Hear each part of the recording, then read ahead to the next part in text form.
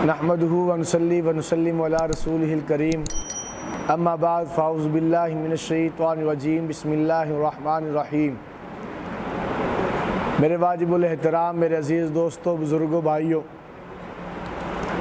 बाद साथी पूछते हैं कि जी कुर्बानी का जो है कुर्बानी के दिन चल रहे हैं, लोग अब जानवर कुर्बानी के लिए ख़रीद रहे हैं। एक दूसरे से पूछते हैं भी तूने कुर्बानी के लिए क्या ख़रीदा, तूने कुर्बानी के लिए क्या ख़रीदा।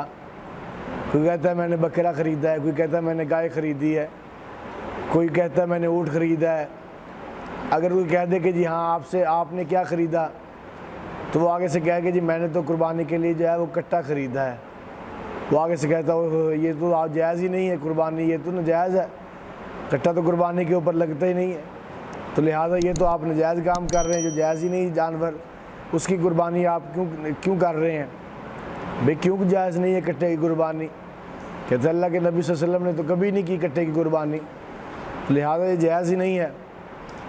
तो अब जब ये उन्होंने कहा कि अल्लाह के नबी सल्लल्लाहु अलैहि वसल्लम ने कभी नहीं की कट्टे की कुर्बानी, अब उनसे सवाल है, सवाल उनसे ये है कि अल्लाह के नबी सल्लल्लाहु अलैहि वसल्लम ने और भी बहुत सी चीज़ें हैं जो अल्लाह के नबी सल्लल्लाहु अलैहि वसल्लम ने नहीं की। मिसाल के तौर पर अरब के अंदर गंदम नहीं थी, अल्लाह के नबी सल्लल्लाहु अलैहि वसल्लम ने कभी गंदम की रोटी नहीं खाई।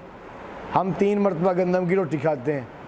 अब वो कहे कि जी अल्लाह के नबी ने तो कभी खाई नहीं है, तुम 3 मरतबा गंदम की रोटी खा रहे हो। भी उस वक़्त अल्लाह के नबी सल्लल्लाहु अलैहि वसल्लम के दौर के अंदर अरब के अंदर गंदम थी ही नहीं। ये तो फिर जब ईरान फ़तह हुआ, ईरान फ़तह होने के बाद यहाँ से हज़रात सहाबा किराम ने गंदम उठाकर वहाँ पहुँचाई है। और उस वक़्त मशहूर था कि जो गंदम की रोटी खाता है तो ये मोटा हो जाता है। तो ये सुन रखा था हज़रत अबू हुरैरा रज़ियल्लाहु ताला अन्हु ने कि गंदम की रोटी खाने से आदमी मोटा हो जाता है। जब ये गंदम ईरान फ़तह हुआ, ईरान से गंदम वहाँ पे गई, तो हज़रत अबू हुरैरा रज़ियल्लाहु ताला अन्हु उन्होंने गंदम की रोटी बनाई, उनको पेश की गई। तो हज़रत अबू हुरैरा रज़ियल्लाहु ताला रोटी खा रहे थे और साथ साथ अपने डोले चेक कर रहे थे कि कहीं मोटा हो गया हूँ कि नहीं हुआ हूँ। तो कहने वालों ने कहा इतनी जल्दी मोटा नहीं हो जाता, यानी अगर आप मुसलसल आप गंदम की रोटी खाएँ तो मोटे हो जाते हैं इससे, यानी गंदम की उस वक़्त नहीं थी। इसी तरह और जो बहुत सी चीज़ें हैं जो अल्लाह के नबी सल्लल्लाहु अलैहि वसल्लम ने नहीं खाई। हम आम खाते हैं, आम अल्लाह के नबी ने कभी नहीं खाया, नहीं था वहाँ पे। सेब नहीं खाया, नहीं था वहाँ पर। तो इसलिए ये उस वक़्त ये जो अरब के अंदर ये जानवर कट्टा था ही नहीं, भैंस थी ही नहीं।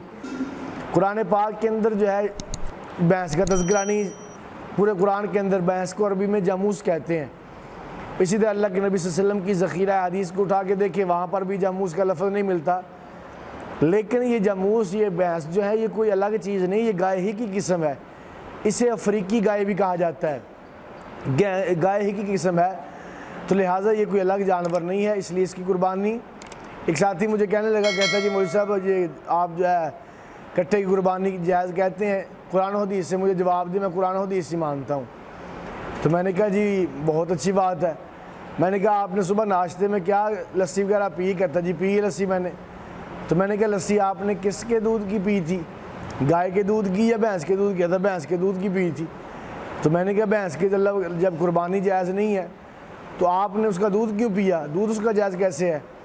कहता ये वो तो गाय की तरह ही है, जैसे गाय दूध देती है वैसे वो दूध देती है, इसलिए वो भी वैसे ही गाय की तरह ही है।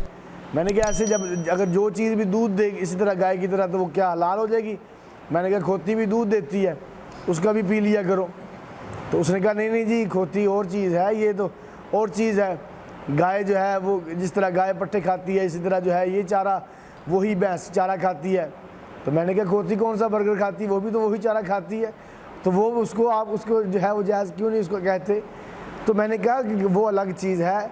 अल्लाह के नबी सल्लल्लाहु अलैहि वसल्लम ने जो हदीस बयान कर दी है, फरमाया कि वो जानवर जो हलाल जानवर है, छुपाए हैं जो, तो लिहाजा उनकी कुर्बानी ये गाय ही की किस्म है, इसकी कुर्बानी जायज़, इसके अंदर कोई हर्ज नहीं है। हज़रत उमर बिन अब्दुल अज़ीज़ रहमतुल्लाह अलैह जब उनकी हुकूमत आई है, उन्होंने अपने इलाके के हुक्मरानों को ऐलान किया, हुक्म भेजा कि तुम इस तरह करो कि लोगों से ज़कात वसूल करो, और ज़कात वसूल करते हुए जिस तरह गाय की ज़कात वसूल करोगे उसी तरह भैंस की ज़कात भी तुमने उतनी ही वसूल करनी, इसलिए कि भैंस भी गाय ही की तरह है। इसी तरह हज़रत हसन बसरी रज़ियल्लाहु ताला अन्हु, हज़रत हसन बसरी रहमतुल्लाह अलैह, उनसे पूछा गया, हसन बसरी रहमतुल्लाह अलैह उन्होंने कहा कि गाय ये भैंस जो है ये गाय की तरह है, लिहाजा इनकी कुर्बानी इसी तरह वो ठीक है। और वैसे भी मुस्तदरक के हाकिम के अंदर भी अल्लाह के नबी सल्लल्लाहु अलैहि वसल्लम की रिवायत मौजूद है कि हुज़ूर अलैहिस्सलाम ने फरमाया गाय का दूध पियो, गाय का मक्खन खाओ, इसके अंदर ये जो है ग़िज़ा भी है, शिफा भी है, दुआ भी है, लेकिन फरमाया इसका गोश्त ना खाओ, इसके गोश्त के अंदर जो है अल्लाह ने एक बीमारी रखी है। आज साइंसदान तरक्की करके वो पहुँचे हैं इस नतीजे पर, उन्होंने बताया कि वाक़तन साइंस के जो है इस गाय के गोश्त के अंदर जो है वो बीमारी है। अब वो बीमारी उन्होंने जो है अगले दिन में जो कालिम पढ़ रहा था उसके अंदर लिखा हुआ था जो है आज के जदीद दौर के अंदर, उन्होंने गाय के जो है इसके अंदर एक कीड़ा है गाय के गोश्त के अंदर जिसको कहते हैं वेजिटीना इसको कीड़े को कहते हैं। फरमाया जो नज़र नहीं आता लेकिन वो बहुत सी बीमारियों का ज़रिया बनता है। तो लिहाजा आजकल जो है बहुत से लोग अल्हम्दुलिल्लाह वो आ रहे हैं, कहते हैं जी कट्टा अब जायज़ है, पहले नजायज़ कहते थे अब उन्होंने जायज़ कहना शुरू कर दिया। इसी तरह जो ये मैं मकसद ये कहने का ये नहीं है कि उसका कुर्बानी गाय की आप ना करो, गाय की कुर्बानी करें, लेकिन भैंस की कुर्बानी को हराम ना कहें, उसको नजायज़ ना कहें, उसको भी जायज़ कहें, वो भी करनी चाहिए। सारा साल तुम गोश्त खाते हो, इसका सारा साल दूध पीते हो, इस यहाँ पे आके हराम क्यों कर देते हो। लिहाजा अल्लाह की ज़ात हम सबको समझ नसीब फरमा दे और अल्लाह की ज़ात हम सबको जो है कुरान और सुन्नत के मुताबिक और जो है हुज़ूर अलैहिस्सलाम के सहाबा अहले बैत के नक्श कदम पे अल्लाह हमें चलने की तौफ़ीक़ अता फ़रमाए। वमा अलैना इल्लल बलागुल मुबीन।